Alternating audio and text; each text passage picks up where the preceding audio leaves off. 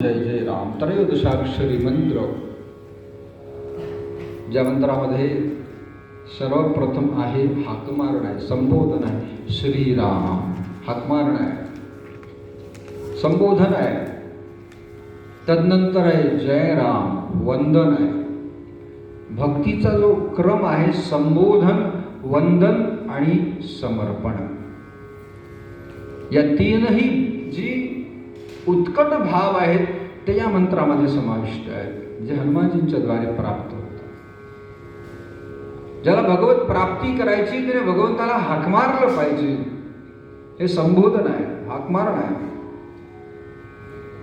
ज्याला भगवत प्राप्ती करायची त्याने भगवंतापुढे नतमस्तक झालं पाहिजे, वंदन केलं पाहिजे. आणि तदनंतर समर्पण, जय जयकार केला पाहिजे, समर्पण केलं पाहिजे. असा हा जो भाव,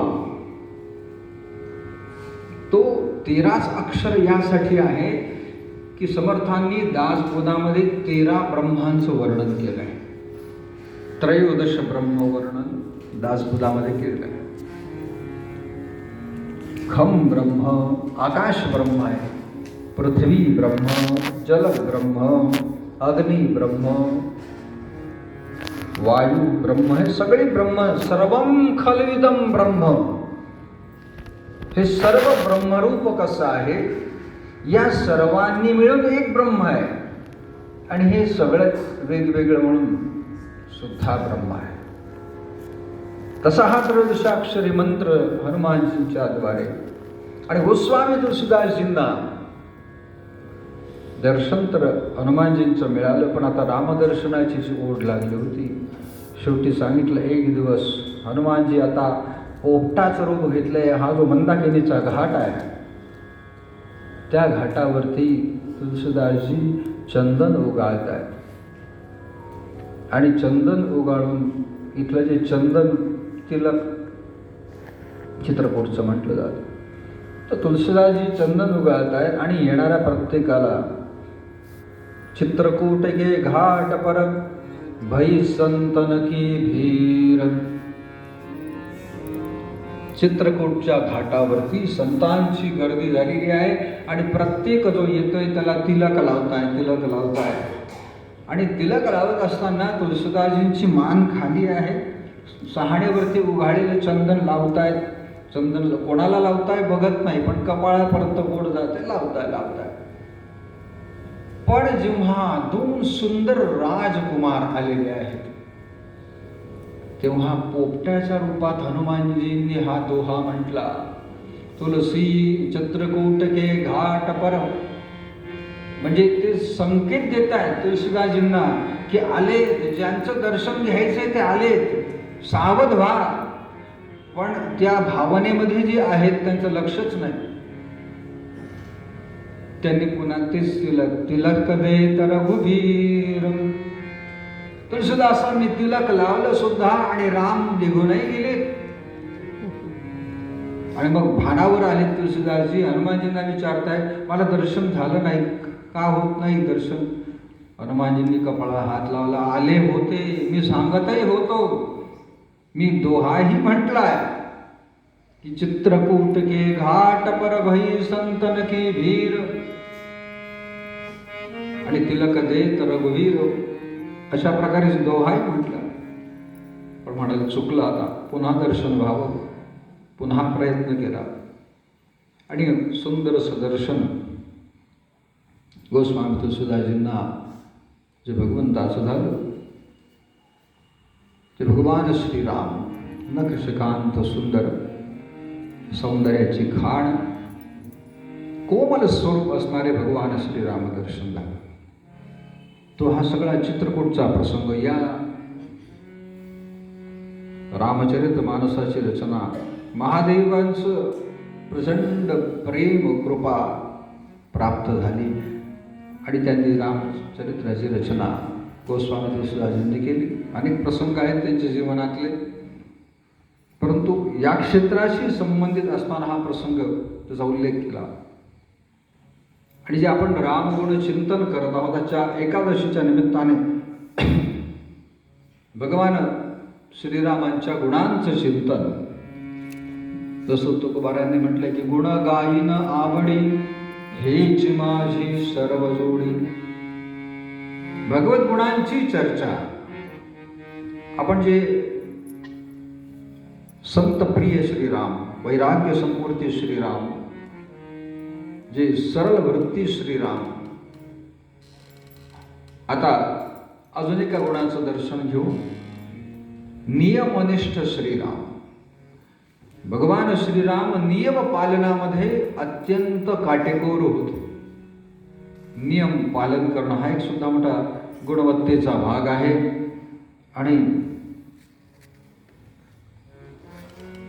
छोट्या छोट्या गोष्टी असतील पण त्या छोट्या गोष्टीतून सुद्धा श्रीरामांचं, भगवंताचं नियम पालन का आणि कशासाठी ते लक्षात येईल. तर नियम पालन यामध्ये काय मोठी विशेषता आहे. तर नियम यासाठी आहे, नियम असतील तर संयम आहे. नियम पालन केले तर संयम आहे. अध्यात्मामध्ये दोनही गोष्टी आहेत. नियम हे बाहेरून आहेत आणि संयम हा आतून आहे. संयम आतून असतो, नियम बाहेरून असतात. तसं आहे की रस्त्याने गाडी चालवायची आहे, चालकाला, ड्रायव्हरला नियम सांगितलेले आहेत. रस्त्याच्या डाव्या बाजूनेच गाडी चालवली पाहिजे, विशिष्ट वेगात गाडी चालवायची आहे. गाडी चालवताना वळायचं असेल तर कुठे कसं खूण करायची, काय करायचं, हे जे सगळे नियम आहेत. हे बाहेरून नियम आहेत. पण चालवताना ती किती वेगाने चालवायची, नियम समोर सांगितलाय की 70-80च्या स्पीडने चाललं पाहिजे. आणि हा संयम त्याने आतून करायचा. नियम बाहेर दिलाय, संयम. आज एकादशी आहे, नियम आहे, उपवासाचे पदार्थ खाल्ले पाहिजेत. पण संयमातून असला पाहिजे की मला आज हे खावंसं वाटतं, ते खावंसं वाटतं. हा संयम आतून येणं. नियम बाहेर आहे, संयम आतून आहे. तो नियम आणि संयम हे योगशास्त्र आहे. नियम आणि संयम या दोन्ही गोष्टींचा जो अतिशय सुंदर असं ज्याचं नियोजन जो करतो त्याला दांत असे म्हणतात. रामरक्षामध्ये सुद्धा श्रीरामांना विशेषण आहे. रामलक्ष्मणा तरुणो रूप संपन्नो सुकुमारो महाबरो पुंडरीक विशालाक्षो चिरकृष्णाजनांबरो फलमूलाशिनो दांतम. हे दांतम काय आहे? जे नियम आणि संयम दोघांचं पालन करतायत त्यांना दांतव म्हटलंय. आता वनामध्ये आलेले असताना वनवासामध्ये काय पालन केलं पाहिजे? कंद, मूल आणि फल हा आहार. जसं भगवान श्रीराम वनवासात आले सुरुवातीला, जेव्हा आता पहिल्या रात्री निद्रा घेतली आहे, पण दुसऱ्या दिवशी तेव्हा जटाबंधन केलं. तोपर्यंत जटाबंधन केलेलं नव्हतं. अयोध्येतून बाहेर निघालेत. अयोध्येपासून काही अंतरावरती आले. अजून प्रजाजन सोबत आहे. त्या रात्री जटाबंधन केलं नाही. तिथून पुन्हा अयोध्यावासियांना चकवा देऊन पुढे निघून गेलेले आहेत. तेव्हा दुसऱ्या दिवशी शृंगवेरपुरापर्यंत पोहोचल्यावर वडाच्या झाडाखाली किंवा झाडाखाली असल्यावर वडाच्या पारंब्यांचा चीक मागवला आणि लक्ष्मणाने तो आणला. त्या केसांना लावून त्याचं जटा मुकुट भगवंताने तयार केला. आणि तो जटा मुकुट तेव्हापासून आता भगवंताने नियम सुरू केला. वनवासातील नियम आहेत. मी कुठल्याही नगरात 14 वर्ष प्रवेश करणार नाही. मी केवळ कंद, मूल आणि फल एवढाच वनात उपलब्ध होणारा आहार घेईन. कोणीही व्यक्तीने आणून दिलेला पदार्थ मी स्वीकारणार नाही. मी गवताच्या शय्येवर 14 वर्ष निद्रा विश्राम घेईन. कुठल्याही प्रकारचं ऐश्वर्य स्वीकारणार नाही. हे सगळे नियम स्वतःवर लादून घेतलेत वनवास करत असताना, आणि त्याचं काटेकोर पालन भगवान करतात. निषादराज गुहाने भगवंताला फलाहार किंवा इतर वस्तू आणून देऊन पाहिल्या, भगवंताने त्या स्वीकारल्या. त्याला सुरुवातीला वाईट वाटलं, पण नियम आहे, नियमाप्रमाणेच वागावं लागेल. कुठल्याही नगरात भगवान गेले, अगदी सुग्रीवाचा राज्याभिषेक करायचा आहे तर लक्ष्मणाला पाठवलंय. विभीषणाचा शेवटी राज्याभिषेक करायचा आहे तरी लक्ष्मण गेलाय. प्रभू राम नगरात लंका नगरीतही गेले नाहीत ना किष्किंधा नगरीत गेलेत. कुठल्याही नगरात प्रवेश केला. नियम तो नियमनिष्ठ श्रीराम आहे. युद्धामध्ये एक प्रसंग निर्माण उद्भवला. राम रावण युद्ध सुरू आहे आणि राम रावण युद्धामध्ये असा प्रसंग आला की आता रावण प्रचंड जखमी झालेला आहे आणि आता असा एखादा बाण भगवान श्रीरामांनी मारला की रावण संपणार, इतका तो रक्तबंबाळ झालेला आहे. तेवढ्यात सूर्यास्त झाला. सूर्यास्त झाल्याबरोबर भगवान श्रीरामांनी धनुष्य ठेवलं. मातली जो रथ घेऊन आलेला आहे, इंद्राने पाठवलं होतं, त्या रथात भगवंताने धनुष्य ठेवलं आणि सांगितलं रावणाला की गच्छ इदानीं बाण पीडिता, माझ्या बाणांनी जखमी झालेला हे लंकाधीश, जा, आज तुला जीवदान देतो. पश्य मे बलम श्वः पश्य मे बलम, उद्या माझी ताकद काय ते उद्या बघ. आजचा दिवस सोडलं, कारण नियमाप्रमाणे सूर्यास्त झाला, युद्ध थांबलंय. इतक्या नियमाचं काटेकोर पालन करणारे भगवान. कधी कुठल्या जहाजावर रात्री बॉम्ब फेक करणं हा युद्ध वेगळं आणि धर्मयुद्ध वेगळं आहे. ठरलेल्या नियमांप्रमाणेच युद्ध करणं. कधी कुठल्या शाळेवर, कधी कुठल्या घरावर, नागरी वस्तीवर असल्या या गोष्टीला युद्ध म्हणणं नाही. युद्ध जे युद्ध करणारे आहेत त्यांच्याशी युद्ध करणं हेच तर धर्मयुद्ध आहे. शस्त्र नसणाऱ्यानं ते शस्त्र चालवणं अयोग्य आहे. ज्याला शस्त्राचं ज्ञान नाही, नमत्तम प्रमत्तम उन्मत्तम, भगवान श्रीकृष्णाने सांगितलंय, भागवतातला श्लोक आहे. मत्तम प्रमत्तम उन्मत्तम सुप्तम बालम स्त्रियम जडम न रिपुम हंती. त्यांना शस्त्राने मारण्याचा धर्माने अधिकार दिलेला नाही. मत्त उन्मत्त एखादा मनोरुग्ण आहे, त्या मनोरुग्णावर शस्त्राचा आघात करणं चुकीचं आहे. एखादा उन्मत्त अवस्थेमध्ये आहे, बेधुंद अवस्थेमध्ये आहे, त्याच्यावर शस्त्रप्रयोग करता येणार नाही. सुप्तम झोपलेल्या व्यक्तीवर शस्त्राचा आघात करणं उचित नाही. स्त्रियम स्त्रियांवरती, बालम लहान बालकावरती, जडम जो ध्यानस्थ बसलाय, जड एखाद्या स्तब्ध असल्याप्रमाणे.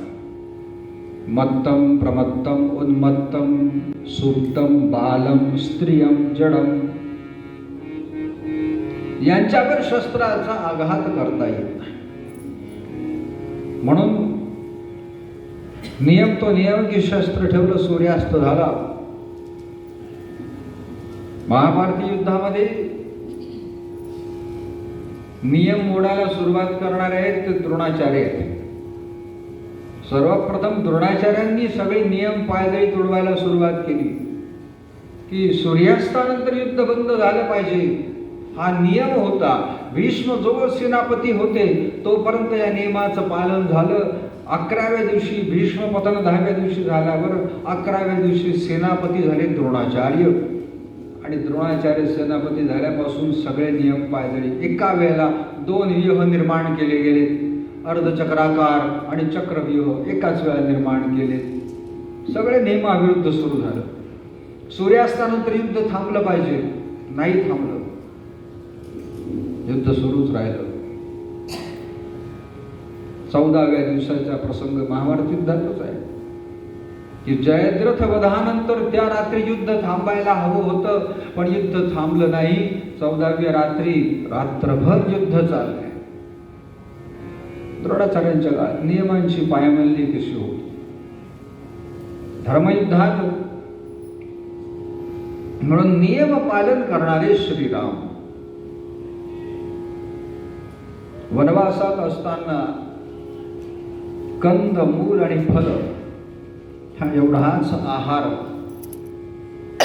जल यापेक्षा अन्य कुठल्याही प्रकारचं भोग म्हणून नाहीच.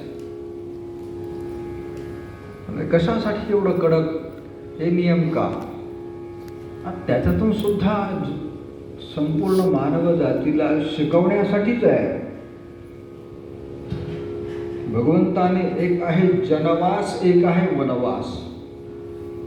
जनवास लोकांमध्ये राहणं आणि वनात राहणं यात फरक आहे. जनवास आणि वनवास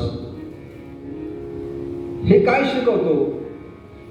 जनवास आपल्याला सकाम जीवन शिकवतो, वनवास आपल्याला निष्काम जीवन शिकवतो.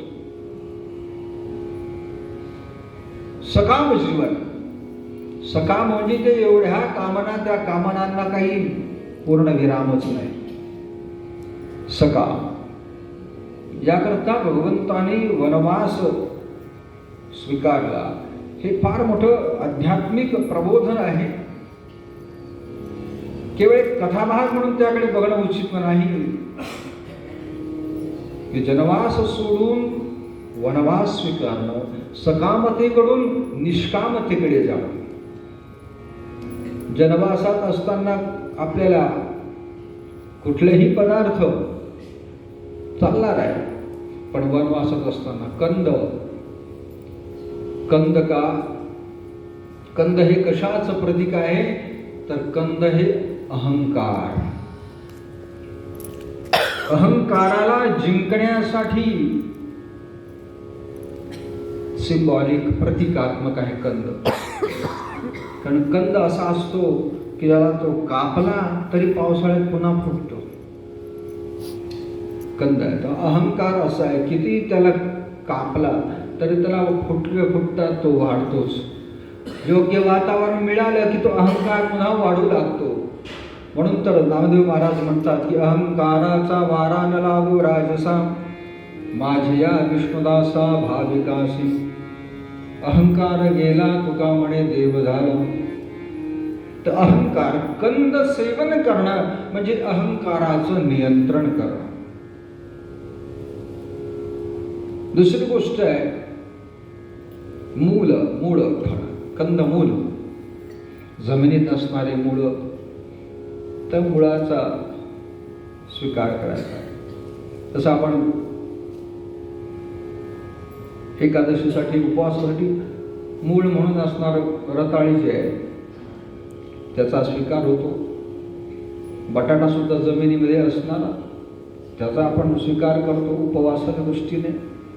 की मूळ काय आहे? मूळ झाडाला धरून ठेवतंय, जमिनीशी त्याला जोडतंय. तर ते आहे पाश. मूळ म्हणजे पाश आहे. जीवनात अनेक गोष्टींचे पाश असतील तर त्याला पुढे जाणं कठीण आहे. याकरता अहंकाराला जिंकणं, पाश म्हणजे आसक्ती.